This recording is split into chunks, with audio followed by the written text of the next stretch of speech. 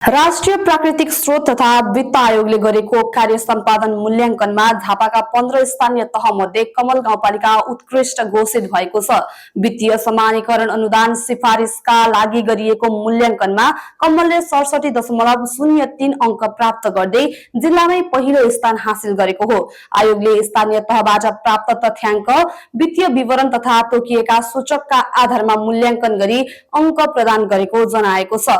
आयोगका अनुसार स्थानीय तहको वित्तीय अनुशासन, पारदर्शिता, सेवा प्रवाह र सामाजिक सूचकहरूको प्रगतिलाई आधार मानेर मूल्याङ्कन गरिएको हो। मूल्याङ्कनमा दमक नगरपालिका दोस्रो स्थानमा परेको छ। त्यसैगरी बारादशी गाउँपालिकाले 65.24 अङ्क, झापा गाउँपालिकाले 60.68 अङ्क प्राप्त गरेका छन्। यसैगरी गौरवदा नगरपालिका 56.82, गौरीगञ्ज गाउँपालिका 56.53, कन्काई नगरपालिका 53.93, बिर्तामोट नगरपालिका 53.16, अर्जुनधारा नगरपालिका 52.09, कचन कवल गाउँपालिका 50.51 अङ्क प्राप्त गरेका छन्।